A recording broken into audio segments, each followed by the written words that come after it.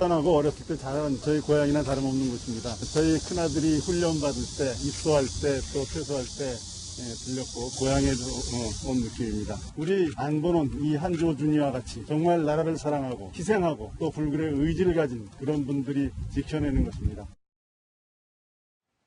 UDT 모자를 쓰고 최 전 원장이 인터뷰를 했어요. 오늘 진해를 찾았고 천안함 수색 중에 숨진 고 한조준의 동상을 참배했습니다. 아까 김관학 교수님이 일정을 말씀해 주셨는데 박정희 전 대통령 생가를 찾고 대구를 갑니다. 조혜진 의원님. 근데 여러 일정 중에 좀 제가 눈에 띄었던 건 7일에 월성 원전 1호기 주민 간담회를 하는데 결국은 본인의 출사표의 명분, 월성 원전 관련해서 이 행보, 이거 어떻게 저희가 해석하면 될까요? 어제 출마 선언문에서도 저 이슈를 언급을 했습니다. 감사원장으로서 재직하고 있을 때 정부의 여러 가지 이 불법적인 거, 위법적인 거, 또 파행적인 거 이런 부분을 많이 보게 됐는데 감사원이라는 건 독립된 기구입니다. 그 정부하고 같이 움직이는 정부 편들어서 뭐 정부 일을 같이 뭐 도와주고 이런 게 아니라 그 정부에서 약간 거리를 두고 소속은 법적으로는 대통령 소속으로 돼 있지만은 업무상으로는 독립되어 있습니다. 왜냐하면 그 정부를 감사하는, 행정부를 감사하는 위치에 있기 때문에 그런 점에서 봤을 때 3년 넘게 재직하는 동안에 본인이 어제 출마 선언에서 표현했다시피 나라가 무너지는 걸 봤다.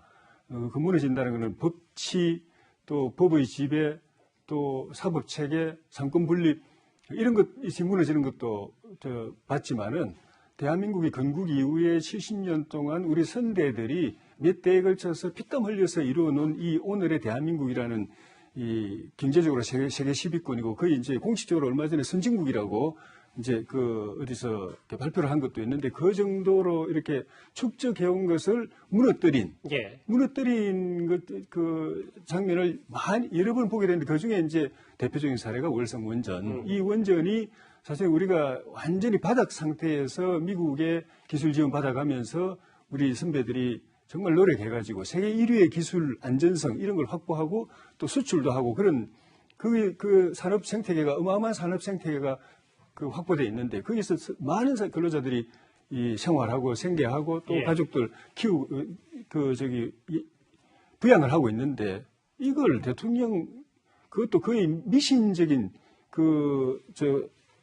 정보에 과학적 근거도 없이 아까도 말씀드렸지만은 후쿠시마 원전 피해까지도 완전 대통령이 거꾸로 알고 있는 그런 수준의 판단을 가지고 이걸 일거에 그냥 탈원전을 결정해버리고 원전 폐쇄시켜버리고 수천억 들어간 것도 그냥 중단시켜버리고 그 과정에서 불법과 편법이 저질러지고 권력 남용이 저질러지고 그 예를 들은 건데 이런 시스템을 바로잡지 않으면은 대한민국의 희망이 없다.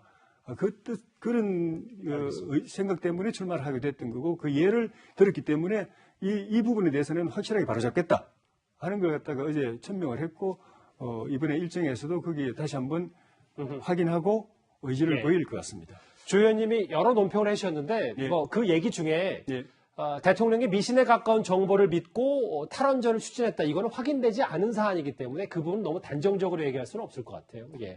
많죠. 영화 보고서 판도라는 영화 보고 그런 생각을 했다는 이야기도 있고 수많은 이야기들이 있는데 확실한 건 과학적인 근거를 갖지 않고 했다는 겁니다. 알겠습니다. 그러니까 지금 정부가 과연 탈원전을 했느냐? 초창기에 탈원전을 하려고 했었던 것 같아요. 근데 하지도 않았어요, 보면. 지금 결국은 2083년까지 원자력 발전소 대한민국에 돌아간다는 거 아니겠습니까? 그리고 유럽 같은 데는 유럽의 모든 국가들이 전력망이 다 이어져 있거든요.